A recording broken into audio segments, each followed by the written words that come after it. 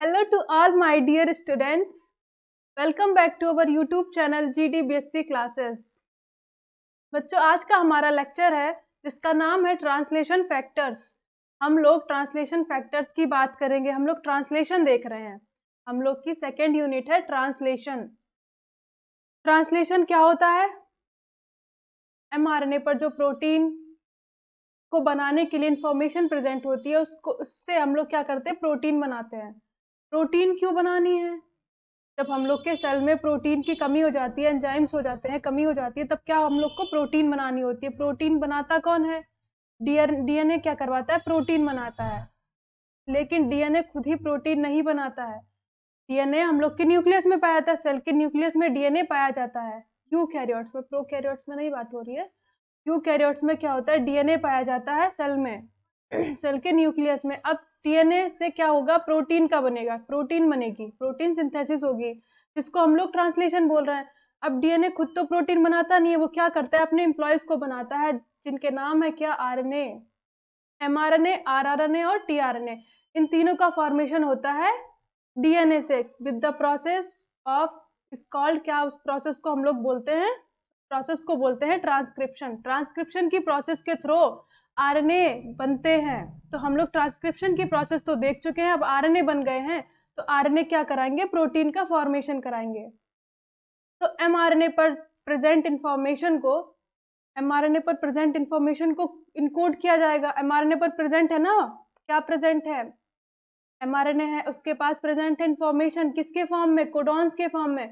हम लोग कोडॉन और राइबोसोम ये पढ़ चुके हैं ना। कोडॉन क्या होते हैं? एमआरएनए पर प्रेजेंट होते हैं, जिनके पास प्रोटीन को बनाने के लिए इंफॉर्मेशन प्रेजेंट होती है। इनके पास इंफॉर्मेशन होगी। और कोडॉन्स कैसे होते हैं? ट्रिपलेट फॉर्म में। तो कोडॉन हम लोग पढ़ चुके हैं और राइबोसोम भी पढ़ चुके हैं। तो हम लोग अभी देख रहे हैं कि एमआरएनए पर जो प्रेजेंट है इंफॉर्मेशन, उसको इनकोड किया जाएगा और प्रोटीन को बनाया जाएगा। वही प्रोसेस क्या कहलाएगी? ट्रांसलेशन की प्रोसेस कहलाएगी। अब ट्रांसलेशन की प्रोसेस प्रोकैरियोट्स में होती कहाँ है? प्रोकैरियोट्स या यूकैरियोट्स दोनों में ही ट्रांसलेशन की प्रोसेस ऑलवेज साइटोप्लाज्म में होती है। सेल के साइटोप्लाज्म में ट्रांसलेशन की प्रोसेस होती है। अब ट्रांसलेशन की प्रोसेस को कराने के लिए कौन कौन सी आवश्यक चीजें हैं, कौन कौन सी चीजें यहाँ पर आएंगी, ट्रांसलेशन की प्रोसेस को कराएंगी? जब प्रोटीन बनेगी तो कौन कौन से फैक्टर्स यहाँ पर, कौन कौन सी चीजें लगेंगी ट्रांसलेशन की प्रोसेस को कराने के लिए, उनको हम लोग पहले देख लेंगे। अभी कोई भी चीज बनानी होगी तो सबसे पहले उसका मटेरियल तो इकट्ठा करेंगे कि कौन कौन सा मटेरियल इस प्रोसेस में लगेगा। तो ऐसे ही हम लोग क्या कर रहे हैं? ट्रांसलेशन की प्रोसेस को समझने से पहले हम लोग देखेंगे कि यहाँ पर कौन कौन सी चीजों की आवश्यकता होगी। तो सबसे पहले यहाँ पर एमआरएनए। एमआरएनए क्या है? यही यहाँ पर एमआरएनए ही मेन फंक्शन करेगा ट्रांसलेशन की प्रोसेस में। एमआरएनए के पास पाई जा रही है इंफॉर्मेशन। डीएनए ने बनाया एम्प्लॉइज, क्यों बनाया? क्योंकि उसको प्रोटीन बनानी है। सेल में प्रोटीन की कमी है, तभी तो डीएनए ने एमआरएनए को बनाया, टीआरएनए और आरआरएनए को बनाया। जिसमें से एमआरएनए क्या है? डीएनए का खास है। एमआरएनए डीएनए का खास है। इसने क्या किया? डीएनए ने एमआरएनए को अपनी इंफॉर्मेशन दे दी कि तुम्हें ये स्पेसिफिक टाइप की प्रोटीन्स का फॉर्मेशन कराना है। तो एमआरएनए के पास तो इनकी सूचना है कि हमें ये वाली प्रोटीन बनानी है, जो डीएनए ने बताई है कि एमआरएनए तुम्हें ये वाली प्रोटीन बनानी है। तो एमआरएनए के पास क्या है? वो वाली सूचना है कि हमें ये वाली प्रोटीन बनानी है। तो ये तो हो गया एमआरएनए। उसके अलावा दूसरा लगेगा यहाँ पर राइबोसोम। अब हम लोग राइबोसोम तो पढ़ चुके हैं, हम लोगों ने पढ़ा है कि राइबोसोम को हम लोग protein factory of the cell बोलते हैं। अब राइबोसोम को प्रोटीन फैक्ट्री क्यों बोलते हैं? क्योंकि आज हम लोग देखेंगे कि राइबोसोम को प्रोटीन फैक्ट्री क्यों बोलते हैं। क्योंकि राइबोसोम क्या कराता है? Protein formation. प्रोटीन फॉर्मेशन में किस तरह से ये हेल्प कराता है? राइबोसोम। और तीसरा हम लोग का 20 type of amino acids. Amino acids क्या होते हैं? लिविंग जो भी सेल ऑर्गेनल्स होते हैं, सेल्स होती हैं, उन सब में 100 से भी ज्यादा अमाइनो एसिड्स प्रेजेंट होते हैं। बहुत सारे अमाइनो एसिड्स होंगे, लेकिन जो प्रोटीन का फॉर्मेशन होना होगा, जो प्रोटीन बनेगी, वो सिर्फ और सिर्फ 20 टाइप ऑफ अमाइनो एसिड्स के थ्रू ही बनेगी। ये 20 टाइप ऑफ अमाइनो एसिड्स ही क्या कहलाते हैं? मैजिक 20। इन्हीं को हम लोग मैजिक 20 बोलते हैं। ये अमाइनो एसिड्स ही मिलकर, ये 20 टाइप ऑफ अमाइनो एसिड्स मिलकर हजारों प्रकार की प्रोटीन्स बनाने के लिए कैपेबल है। हजारों प्रकार की प्रोटीन को ये बनाएंगे। Amino acids 20 type of amino acids ही लगेंगे, एक के बाद एक ऐड होते जाएंगे। अमाइनो एसिड्स हैं क्या? प्रोटीन्स की बिल्डिंग ब्लॉक्स हैं। प्रोटीन की यूनिट है, अमाइनो एसिड से ही तो मिलकर प्रोटीन बनती है। एक अमाइनो एसिड जुड़ेगा, दूसरा अमाइनो एसिड, तीसरा अमाइनो एसिड, चौथा, पांचवा, ऐसे अमाइनो एसिड जुड़ते जाएंगे और एक प्रोटीन की चेन को बना देंगे। तो ये हो गए अमाइनो एसिड्स। तो हम लोग प्रोटीन बना रहे हैं तो अभी उसका मटेरियल देख रहे हैं ना हम लोग। और क्या क्या लगेगा, अमाइनो एसिड्स की रिक्वायरमेंट है और रिक्वायरमेंट है टीआरएनए, ट्रांसफर आरएनए। यहाँ पर ट्रांसफर आरएनए का भी बहुत योगदान रहता है। क्या रोल रहता है, टीआरएनए क्या करता है, टीआरएनए के पास होते हैं एंटीकोडॉन। ये सारी चीजें आपको पता होनी चाहिए। टीआरएनए के पास होता है एंटीकोडॉन। आप लोग टीआरएनए का स्ट्रक्चर तो देखे ही होंगे, इस टाइप से होता है टीआरएनए। ये टीआरएनए 5 प्राइम टू 3 प्राइम। जो टीआरएनए है आपका, ये इस टाइप से फोल्ड होकर एक स्ट्रक्चर बना लेता है जिसको क्लोवर लीफ लाइक मॉडल बोलते हैं। प्राइमरी स्टेज में तो ये क्या होगा, ऐसे स्ट्रेट ही होगा, बट सेकेंडरी स्ट्रक्चर में 2D स्ट्रक्चर में क्या करेगा, एक leaf like structure, clover leaf like structure बना लेगा, जिसको ही क्या बोलेंगे, यही वाला स्ट्रक्चर जो है प्रोटीन के सिंथेसिस में पार्टिसिपेट करेगा, यही वाला टीआरएनए। यहाँ पर इसके पास क्या है, प्रेजेंट एंटीकोडॉन, और एमआरएनए के पास प्रेजेंट है कोडॉन। यहाँ पर क्या है, ये जो इनके पास नाइट्रोजनस बेसेस हैं, इन्होंने आपस में क्या कर लिया, बेस बना लिया। यहाँ पर ये वाले और ये वाले फ्री हैं, इसीलिए ये ओपन है। क्यों ये ओपन है, यहाँ पर ऐसे ओपन है क्योंकि इन्होंने आपस में बेस पेयरिंग नहीं की। तो ये जो अंदर है ये हम लोग के क्या हैं, एंटीकोडॉन, इसीलिए इसको एंटीकोडॉन आर्म भी बोलते हैं। एंटीकोडॉन्स टीआरएनए पर प्रेजेंट है। तो ये हो गया हमारा एंटीकोडॉन या टीआरएनए। टीआरएनए यहाँ पर क्या करेगा, आगे हम लोग सब देखेंगे एक एक करके कौन सा क्या मेन फंक्शन कर रहा है। तो ये हो गया टीआरएनए। और यहाँ पर प्रोटीन के सिंथेसिस या मतलब कि ट्रांसलेशन की प्रोसेस में क्या क्या लगेगा, और है यहाँ पर एंजाइम्स। प्रोकैरियोट्स में ट्रांसलेशन की प्रोसेस में कौन कौन से एंजाइम्स आते हैं और इस प्रोसेस को कराएंगे, तो वो हम लोग देखेंगे। और छठा है हम लोग का एटीपी और जीटीपी। एटीपी मतलब सेल कॉइन, सेल कॉइन होती है ना ये। एटीपी मतलब एडेनोसिन ट्राइफॉस्फेट एनर्जी के फॉर्म में इसका भी यूज किया जाता है प्रोकैरियोट्स में या यूकैरियोट्स में ट्रांसलेशन की प्रोसेस को कराने के लिए। एटीपी मॉलिक्यूल का यूज होगा और जीटीपी मॉलिक्यूल का यूज होगा। और आगे आ गए हम लोग के फैक्टर्स। क्या आ गए, फैक्टर्स। तो आज हम लोग फैक्टर्स को ही देखेंगे। हम लोग क्या करेंगे, फैक्टर्स को ही देखेंगे कि कौन कौन से फैक्टर्स। अभी आप ये समझिए कि ये सारी की चीजें हम लोगों ने देख ली। एमआरएनए है, राइबोसोम है, अमाइनो एसिड्स हैं, टीआरएनए, ये सारा का सारा कहाँ है, सेल के साइटोप्लाज्म में अलग अलग पड़े हुए हैं। सेल के साइटोप्लाज्म में एमआरएनए है, राइबोसोम अलग पड़े हुए हैं, अमाइनो एसिड्स अलग सो रहे हैं, सारे के सारे अलग अलग सो रहे हैं। अब ये फैक्टर्स का यहाँ पर मेन रोल ये होता है कि ये फैक्टर्स क्या करते हैं, टीआरएनए को लाएंगे, अमाइनो एसिड्स को लाएंगे, राइबोसोम को लाएंगे, सारा का सारा एक जगह पर लाकर इकट्ठा करेंगे, एक जगह पर एक मशीनरी बनाएंगे, कॉम्प्लेक्स बनाएंगे। ये फैक्टर्स जो अलग अलग पड़े हुए हैं पूरे सेल में, एक सेल में सारी की सारी चीजें फैली पड़ी हुई हैं, एमआरएनए अलग पड़ा हुआ है। अब प्रोटीन बनाने के लिए सबको पास पास आना होगा। अब जो कॉम्प्लेक्स बनाएंगे वो फैक्टर्स यहाँ पर क्या रोल अदा कर रहे हैं, उन्हीं फैक्टर्स को आज हम लोग देखेंगे कि कौन सा फैक्टर्स क्या हेल्प करा रहा है ट्रांसलेशन की प्रोसेस में। और यहाँ पर कुछ आयंस भी लगते हैं। तो ये हम लोग की आवश्यक चीजें हो गई जो ट्रांसलेशन में यूज होंगी। तो ये तो चीजें हो गई, आगे हम लोग देखेंगे। अब फैक्टर्स देखने से पहले हम लोग थोड़ा सा फैक्टर जो पास पास लाएंगे, जो एमआरएनए, अमाइनो एसिड और टीआरएनए को लाएंगे, उससे पहले हम लोग देख क्या लें, ये है ट्रांसलेशन यूनिट। जैसे हम लोगों ने ट्रांसक्रिप्शन की यूनिट पढ़ी थी, प्रमोटर रीजन, स्ट्रक्चरल जीन और टर्मिनेटर, ऐसे यहाँ पर ट्रांसलेटर भी, ट्रांसलेशन की भी यूनिट होती है। ये हमारा एमआरएनए स्ट्रैंड है 5 प्राइम टू 3 प्राइम, और यहाँ पर क्या है, एंटीकोडॉन्स प्रेजेंट है, सॉरी कोडॉन है ये, ट्रिपलेट कोडॉन, तीन फॉर्म में ये कोडॉन्स प्रेजेंट होते हैं। 64 कोडॉन्स होते हैं टोटल, 64 कोडॉन्स होते हैं, जिनमें से 61 टोटल 64 कोडॉन्स होते हैं, जिसमें से 61 कोडॉन्स ही क्या करते हैं, अमाइनो एसिड्स को कोड करते हैं। बाकी के 3 कोडॉन्स क्या करते हैं, ये नॉनसेंस कोडॉन या टर्मिनेटर कोडॉन होते हैं। ये टर्मिनेटर कोडॉन या नॉनसेंस कोडॉन होते हैं जो किसी भी अमाइनो एसिड को कोड नहीं करते, ये सिर्फ क्या करेंगे, प्रोटीन को रोकने का काम कराएंगे। और 64 कोडॉन्स टोटल होंगे, इनमें से 61 क्या करेगा, अमाइनो एसिड्स को कोड करेंगे। तो यहाँ पर ये हो गया हमारा mRNA स्ट्रेन। ये क्या है हमारा mRNA स्ट्रेन। यहाँ पर हम लोग देख क्या रहे हैं, ट्रांसलेशन की यूनिट। यहाँ पर सबसे पहले तो होगा स्टार्ट कोडॉन, जो जहाँ से हम लोग की ट्रांसलेशन की प्रोसेस स्टार्ट होनी है वहाँ पर होगा स्टार्ट कोडॉन। स्टार्ट कोडॉन होता है AUG।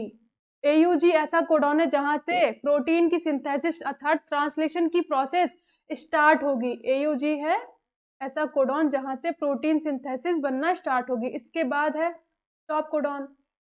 लास्ट में क्या होगा, एक स्टॉप कोडॉन प्रेजेंट होगा UAG। स्टॉप कोडॉन्स 3 होते हैं मेनली, UAG, UAA, UGA। ये 3 टाइप के क्या होते हैं,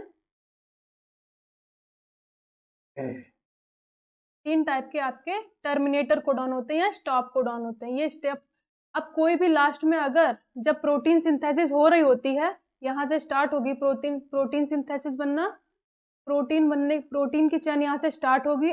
अगर लास्ट में अगर कोई भी टर्मिनेटर कोडॉन आ जाता है, स्टॉप कोडॉन आ जाता है प्रोटीन सिंथेसिस के बीच में, तब क्या होता है, प्रोटीन सिंथेसिस रुक जाती है, टर्मिनेट हो जाती है और प्रोटीन की चेन जो बन गई होती है वो अलग हो जाती है, सारा का सारा मटेरियल अलग हो जाता है।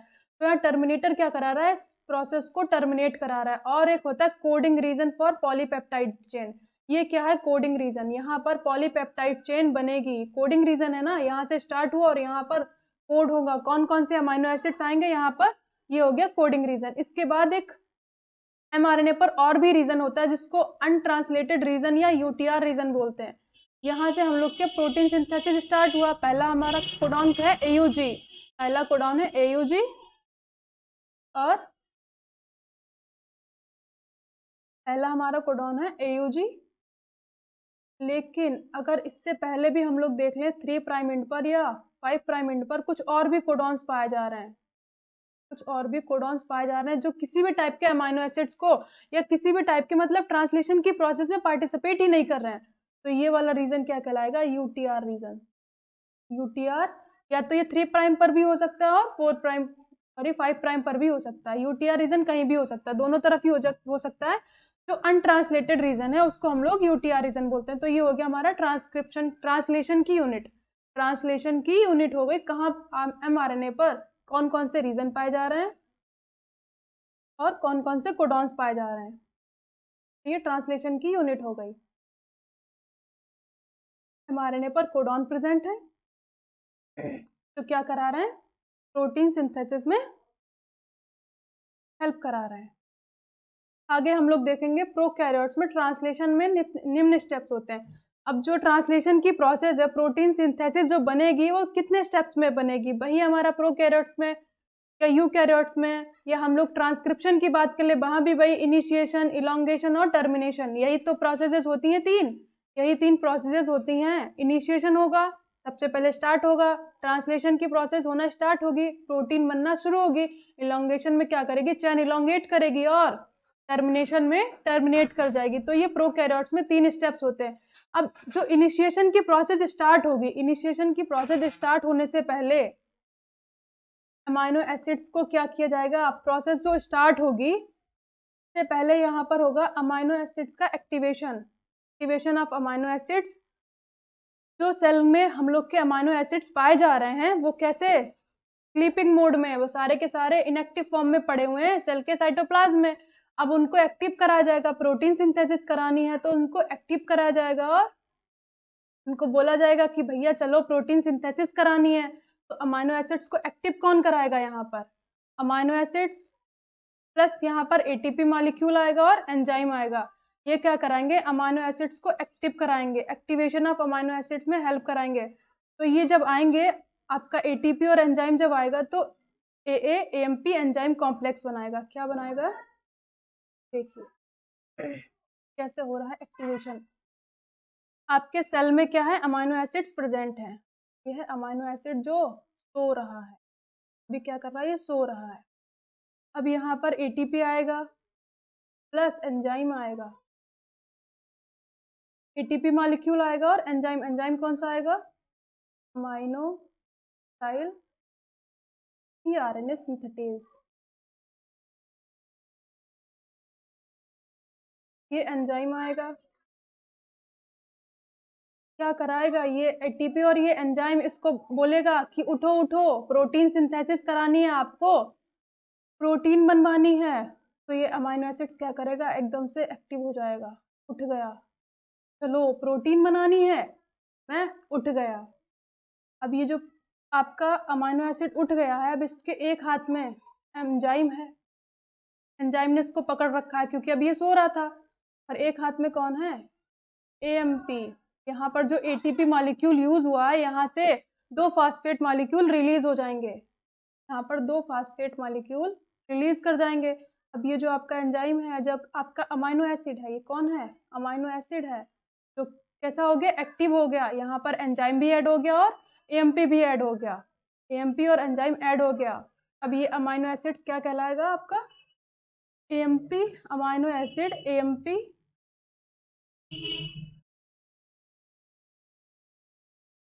ये बन गया आपका amino acid AMP enzyme complex. तो इसका नाम हो गया, ये अमाइनो एसिड हो गया, यहाँ पर ये एंजाइम हो गया और ये एएमपी हो गया, तो इसका नाम हो गया amino acid AMP enzyme complex. अब ये क्या हो गया, अमाइनो एसिड एक्टिव हो गया। अब नेक्स्ट प्रोसेस क्या होगी, नेक्स्ट हो रहा है यहाँ पर transfer of amino acid to tRNA. अब जो अमाइनो एसिड है वो एक्टिव हो गया, अब उसको टीआरएनए के पास भेजा जाएगा। कौन सा टीआरएनए आएगा इसके पास और अमाइनो एसिड को लेकर जाएगा। यहाँ पर हो क्या रहा है, यहाँ पर ये हमारा अमाइनो एसिड जो सो रहा था वो एक्टिव हो गया। अब इस एक्टिव अमाइनो एसिड है, अब इस अमाइनो एसिड को लेकर जाएगा कौन, टीआरएनए। यहाँ पर ये अमाइनो एसिड है, के पास कौन है, एंजाइम है, कौन सा एंजाइम है, अमाइनो एसिड टीआरएनए सिंथेटेज, और कौन है, एएमपी, ये इसके पास है। प्लस यहाँ पर आया कौन, टीआरएनए, प्लस यहाँ पर टीआरएनए आया। अब ये क्या बनाएगा, टीआरएनए क्या है, अमाइनो एसिड उठ गया, अब ये एंजाइम क्या कराएंगे, और ये एएमपी अमाइनो एसिड को एक्टिव तो कर दिया, अब इसको जहां पर प्रोटीन सिंथेसिस की प्रोसेस हो रही है वहां पर भी तो भेजना है, अमाइनो एसिड्स को वहां पर भेजना है ताकि अमाइनो एसिड जाए और प्रोटीन की सिंथेसिस कराए, प्रोटीन बनाए। तो इस अमाइनो एसिड को भेजने के लिए टीआरएनए आएगा, ट्रांसफर आरएनए, क्योंकि ये कार की तरह होता है, गाड़ी की तरह होता है, इसीलिए तो इसको ट्रांसफर बोलते हैं। एक जगह से दूसरी जगह पर क्या करेगा, अमाइनो एसिड्स को लेकर जाएगा। अब ये वाला जो अमाइनो एसिड है टीआरएनए पर बैठ जाएगा। टीआरएनए क्या है, एक कार की तरह है, ये आपकी कार है, 2 पहिए लगे हुए, ये आपकी टीआरएनए हो गया। तो यहाँ पर ये अमाइनो एसिड्स इस टीआरएनए पर बैठ जाएगा, ये अमाइनो एसिड बैठ गया। अब ये टीआरएनए वाली कार जा रही है कहाँ, एमआरएनए के पास जहाँ पर हो रही है प्रोटीन सिंथेसिस, लेकिन ये ऐसे ही नहीं जाता। अब ये टीआरएनए जो बन गया है, रेडी हो गया है, एक्टिव हो गया है, अब ये ऐसे ही नहीं जाएगा, और ये जो आपका टीआरएनए है इसने, एंजाइम ने और एएमपी ने दोनों हाथ पकड़ के अमाइनो एसिड को बैठा दिया कहाँ, कार में, कि तुम अब जाओ, तुम रेडी हो चुके हो प्रोटीन को बनाने के लिए। अब ये एंजाइम और एएमपी, ये जो आपका एंजाइम इसमें यूज हुआ है, एंजाइम प्लस एएमपी, ये क्या कर जाएगा, रिलीज हो जाएगा, रिलीज हो गया, ये दोनों चले गए, दोनों चले गए। अब ये अमाइनो एसिड जो एक्टिव हो गया है वो यहाँ पर बैठ गया, रेडी हो गया। अब आपका अमाइनो एसिड और टीआरएनए, ये जो टीआरएनए आपका सबसे पहले ऐड हुआ है, यहाँ पर जो आया है वो कैसा है, वो अभी चार्ज नहीं है। इस टीआरएनए को हम लोग बोलते हैं अनचार्ज टीआरएनए, इसको बोलते हैं अनचार्ज्ड टीआरएनए। अब इसके पास अमाइनो एसिड आ गया, यहाँ पर अमाइनो एसिड आ गया, तब ये कैसा होगा, ये हो गया चार्ज्ड टीआरएनए, ये हो गया चार्ज, के पास अमाइनो एसिड आ गया, ये हो गया चार्ज्ड टीआरएनए। अब ये जो बना है इसको बोलते क्या है हम लोग, ये जो बना है आपका टीआरएनए तो बोलते हैं एए टीआरएनए और एएमपी, एए टीआरएनए बोलेंगे क्योंकि यही बना है ना हम लोग का, अमाइनो एसिड है और टीआरएनए है, यही आपका क्या करेगा, एए टीआरएनए को बोलेंगे, एए टीआरएनए कॉम्प्लेक्स भी बोलेंगे। तो ये अब रेडी हो गया है प्रोटीन की सिंथेसिस कराने के लिए। आपका अमाइनो एसिड और टीआरएनए, आपका अमाइनो एसिड और टीआरएनए रेडी हो गया है कि चलो अब हम लोग चलते हैं और प्रोटीन की सिंथेसिस में पार्टिसिपेट करते हैं।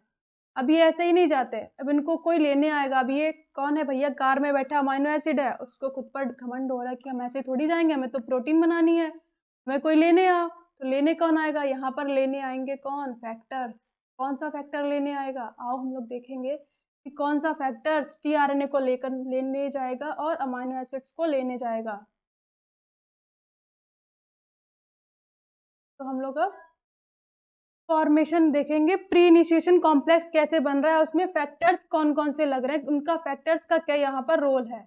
अब फैक्टर्स क्या करेंगे, जो आपके सेल में सब तरफ अमाइनो एसिड्स हैं, टीआरएनए है, एमआरएनए, राइबोसोम, सबको पास पास में लाएगा। उससे पहले आपका अमाइनो एसिड भी तो एक्टिवेट होना चाहिए, टीआरएनए भी तो चार्ज होना चाहिए। तो हमारा अमाइनो एसिड और टीआरएनए दोनों ही चार्ज हो गए, एक्टिव हो गए।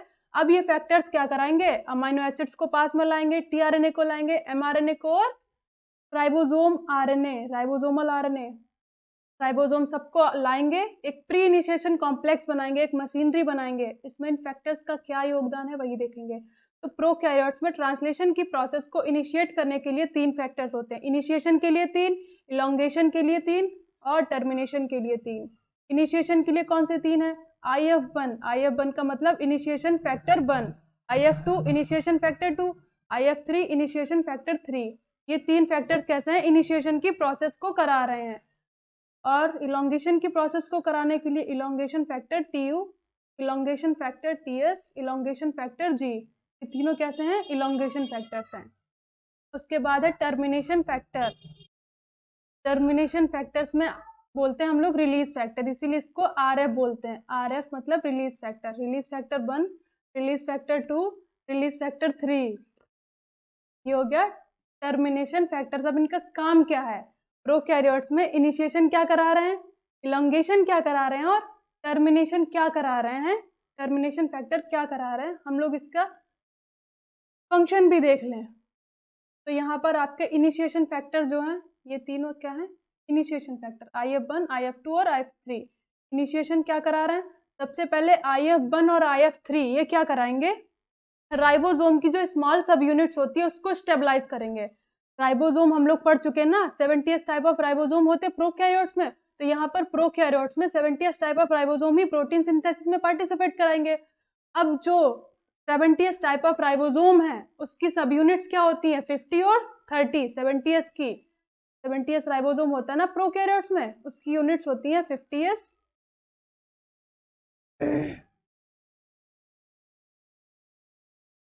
और 30s, 50s और 30s।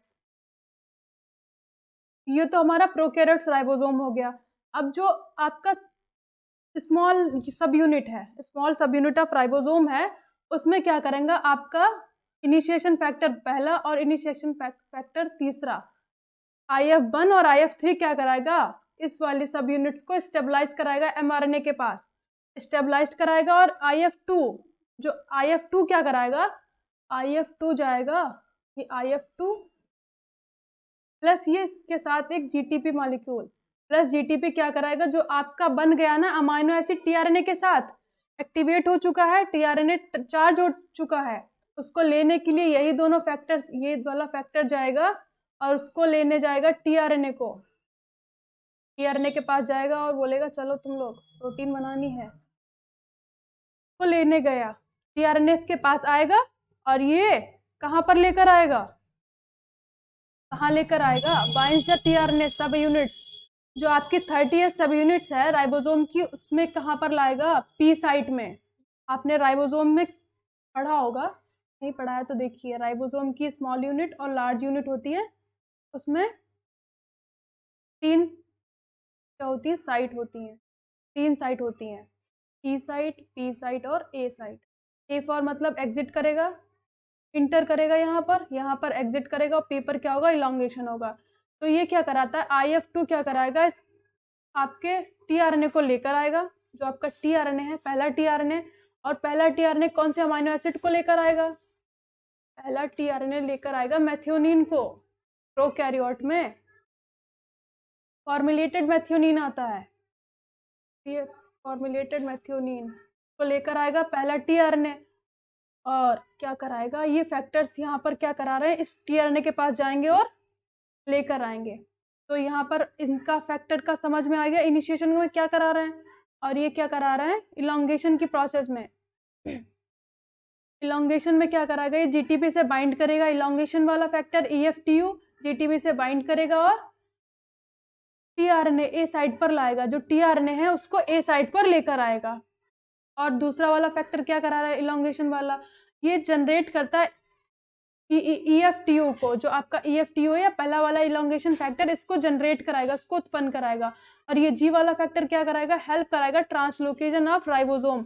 राइबोसोम का ट्रांसलोकेशन कैसे हो रहा है, इसमें बहुत ही मेन इसका फंक्शन रहता है ट्रांसलोकेशन में। राइबोसोम ट्रांसलोकेशन करेगा, एक जगह से क्या करेगा, एक कोडॉन से अगले कोडॉन पर ट्रांसफर करेगा, इसी प्रोसेस को बोलेंगे ट्रांसलोकेशन ऑफ राइबोसोम। उसमें ये वाला फैक्टर्स हेल्प कराएगा, EFG ये वाला फैक्टर्स में हेल्प कराएगा। और टर्मिनेटर फैक्टर का क्या काम होता है, टर्मिनेटर फैक्टर का काम होता है जो आपके टर्मिनेटर कोडॉन्स हैं, तो आपके mRNA स्ट्रेन पर पाए जा रहे टर्मिनेटर कोडॉन कौन कौन से, UAA, UGA और UAG, ये टर्मिनेटर कोडॉन होते 3। इन टर्मिनेटर कोडॉन को ये क्या करेगा, रिलीज फैक्टर या टर्मिनेटर फैक्टर इनको पहचानेगा और पॉलीपेप्टाइड चेन को अलग कर देगा। यहाँ से आपकी पॉलीपेप्टाइड चेन बन चुकी होती है और ये आपकी ट्रांसलेशन की प्रोसेस को रोक देते हैं। तो ये फैक्टर्स यहाँ पर लग रहे हैं, कौन कौन से, इनिशिएशन में 3 लग रहे हैं, इलोंगेशन में 3 और टर्मिनेशन में 3। ये तीनों फैक्टर्स, तीन फैक्टर्स क्या करा रहे हैं, इनिशिएशन, इलोंगेशन और टर्मिनेशन। ये आपका mRNA स्ट्रेंड है, यहाँ पर कोडॉन्स पाए जा रहे हैं। हम लोग प्री इनिशिएशन कॉम्प्लेक्स देख रहे हैं ना, फैक्टर्स का यूज देख रहे हैं। ये 5 प्राइम और ये 3 प्राइम, 5 प्राइम से बनना स्टार्ट करेगा आपका mRNA, जो आपका पहला कोडॉन है AUG, ये आपका पहला कोडॉन है। इसके बाद और भी आते कोडॉन्स, जैसे कि ACG, UC, CCA, AGC, GC और आपका लास्ट में आएगा UA।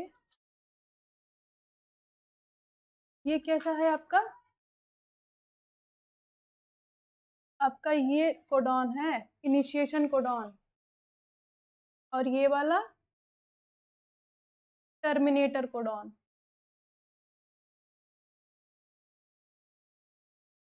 अब यहाँ पर हो क्या रहा है, ये आपका टीआरएनए है, यहाँ पर राइबोसोम की स्मॉल सब यूनिट्स आएगी और कौन से फैक्टर्स यहाँ पर IF1 और IF3, ये 2 फैक्टर्स आएंगे और राइबोसोम की स्मॉल सब यूनिट, राइबोसोम की जो स्मॉल सब यूनिट है उसको स्टेबलाइज्ड करेंगे, तो यहाँ पर आकर स्थिर करेंगे, इसको स्टेबलाइज करेंगे राइबोसोम की स्मॉल सब यूनिट। इसके बाद फैक्टर्स है आपका IF2 प्लस ये GTP के साथ क्या करेगा, ऐड करेगा और टीआरएनए के पास जाएगा, वहां से ये टीआरएनए को लेकर आएगा। ये टीआरएनए है, के पास क्या है, formulated methionine, methionine amino acid है, इसको लेकर आएगा यहाँ पर, ये आपका टीआरएनए।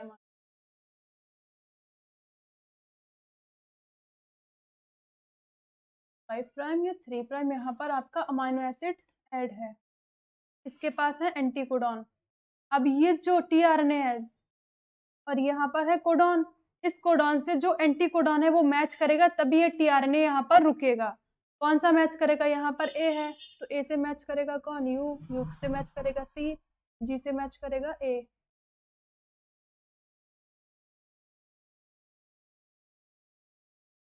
कौन सा किससे मैच कर रहा है, AUG।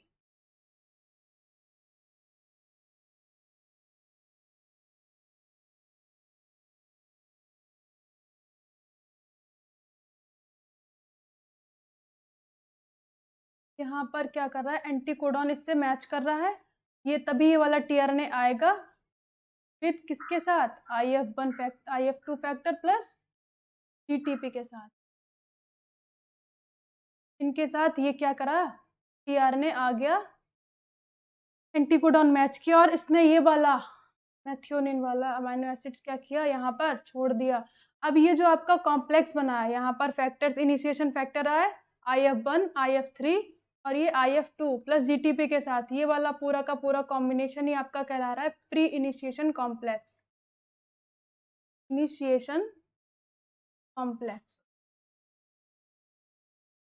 ये है आपका प्री इनिशिएशन कॉम्प्लेक्स। उसके बाद जब ये आपका राइबोसोम का स्मॉल सब यूनिट स्टेबलाइज हो जाएगा, तब ये वाला फैक्टर और ये वाला, ये सारे के सारे फैक्टर्स क्या कर जाएंगे, रिलीज हो जाएंगे। जब ये रिलीज हो जाएंगे उसके बाद आएगा राइबोसोम का लार्ज सब यूनिट, उसके बाद यहाँ पर आएगा राइबोसोम का लार्ज सब यूनिट। ये फैक्टर्स रिलीज कर जाएंगे, राइबोसोम का लार्ज सब यूनिट आएगा और इनिशिएशन की प्रोसेस को आगे बढ़ाएगा, मतलब इलोंगेशन की प्रोसेस को कराएगा। तो ये हो गया आपके फैक्टर्स के यूज, फैक्टर्स क्या क्या करा रहे हैं। हम लोग फैक्टर्स को अब देख चुके हैं, फैक्टर्स क्या करा रहे हैं, उसके साथ हम लोग एंजाइम भी देख लें, किस प्रोसेस में कौन कौन से एंजाइम लग रहे हैं। एंजाइम को देखने से पहले इनिशिएशन जो टीआरएनए है, सबसे पहले कौन सा टीआरएनए आएगा प्रोकैरियोट्स में, उसको हम लोग इनिशिएटेड टीआरएनए बोलेंगे। तो सबसे पहले टीआरएनए आएगा तो इनिशिएटेड टीआरएनए बोलेंगे। अब आप ये वाला टीआरएनए या तो इकोलाई या किसी भी बैक्टीरिया, इकोलाई या बैक्टीरिया मतलब कि प्रोकैरियोट्स में हम लोग टीआरएनए को बोलते क्या है, फॉर्मेलिटेबल टीआरएनए बोलते हैं उसको। और इसको रिप्रेजेंट कैसे करते हैं, ये टीआरएनए है तो इसके सर पे क्या टी मैट लगा देते हैं, इसको ऐसे रिप्रेजेंट करते हैं। और इसमें क्या है, एनफॉर्मल मैथियोनिन, इसमें क्या है, जो यूकैरियोट्स है आपका, यूकैरियोट्स में एओजी किसको, मैथियोनिन को कोड करता है। सबसे पहला कोडॉन मैथियोनिन अमाइनो एसिड, ये क्या है अमाइनो एसिड, इस अमाइनो एसिड्स को सबसे पहले कोड किया जाएगा टीआरएनए के द्वारा। लेकिन प्रोकैरियोट्स में क्या होता है, प्रोकैरियोट्स में इसको हम लोग बोलते हैं एनफॉर्मल मैथियोनिन। एनफॉर्मल मैथियोनिन टीआरएनए के पास रहेगा, तभी तो इसको ये टीआरएनए है और इसके पास ये मैथियोनिन है। तो ये एनफॉर्मल मैथियोनिन ये पहला आपका टीआरएनए है, इनिशिएटेड टीआरएनए तो क्या बोल रहे हैं, इनिशिएटेड टीआरएनए। अब हम लोग देखेंगे एंजाइम्स।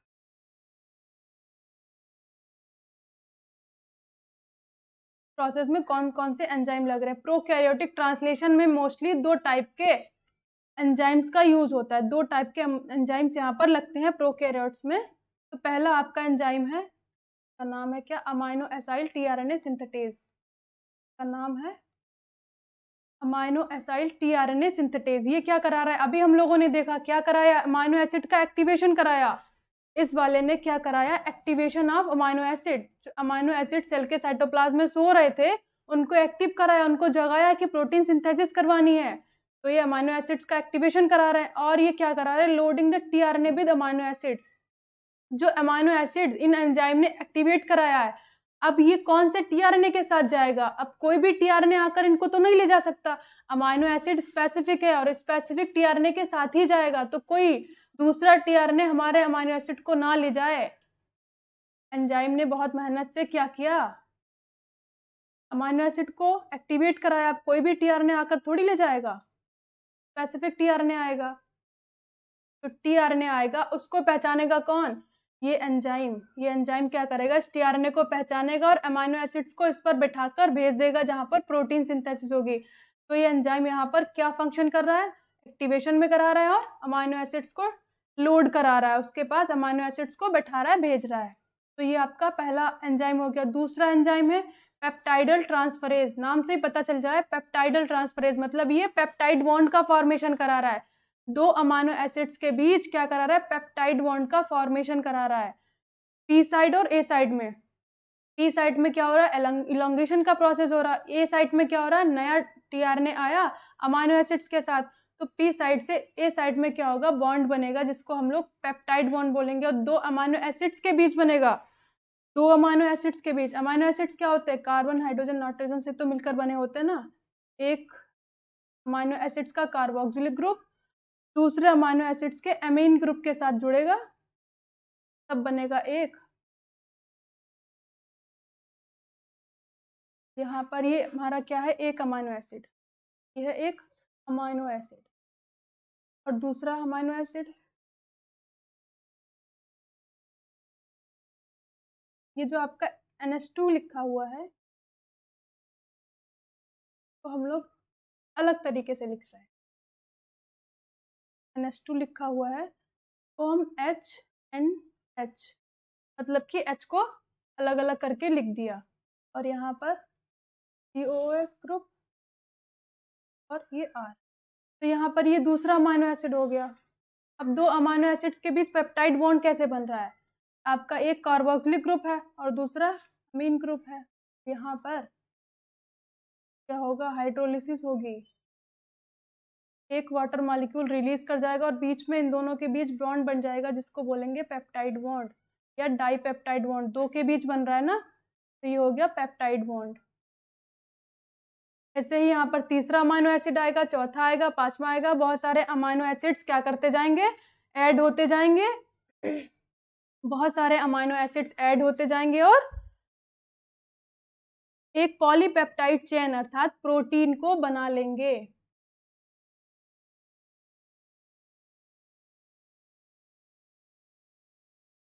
अर्थात प्रोटीन का फॉर्मेशन यहाँ पर हो जाएगा। तो ये एंजाइम क्या करा रहा है, ये एंजाइम करा रहा है पेप्टाइड बॉन्ड का फॉर्मेशन। पेप्टाइड बॉन्ड किनके बीच में, दो अमाइनो एसिड्स के बीच में, एक तो आपका हो गया कार्बोक्सिलिक ग्रुप और दूसरा हो गया अमाइनो ग्रुप। इन दोनों ग्रुप के बीच में क्या हो रहा है, पेप्टाइड बॉन्ड का फॉर्मेशन हो गया। तो आज के हमारे फैक्टर्स भी हो गए और एंजाइम्स भी हो गए। तो यहाँ पर आपका प्री इनिशिएशन कॉम्प्लेक्स बनकर रेडी हो गया कि कैसे इनिशिएशन की प्रोसेस होगी, उसके बाद इलोंगेशन होगा, उसके बाद टर्मिनेशन होगा। तो हम लोग यहाँ पर फैक्टर्स देख चुके हैं कि फैक्टर्स क्या करा रहे हैं, कैसे आपका कॉम्प्लेक्स बना रहे हैं, कैसे क्या करा रहे हैं, वो राइबोसोम को स्टेबलाइज करा रहे हैं, टीआरएनए को ला रहे हैं और आपका कॉम्प्लेक्स बना रहे हैं। तो यहाँ पर आपका प्री इनिशिएशन हो गया। अब हम लोग क्या करेंगे, प्रोटीन सिंथेसिस देखेंगे प्रोकैरियोट्स में आपकी कैसे हो रही है, इनिशिएशन, इलोंगेशन और टर्मिनेशन की प्रोसेस कैसे हो रही है। तो आज के हमारे फैक्टर्स और एंजाइम्स यहीं पर फिनिश होते हैं बच्चों। आई होप आप सभी को अच्छे से समझ में आए होंगे कि फैक्टर्स का क्या रोल रहता है यहाँ पर। और आप सभी लोग हमारी सारी वीडियोस के लिए हमारे एप्लीकेशन को डाउनलोड कर लें जिसका नाम है GDBSC क्लासेस।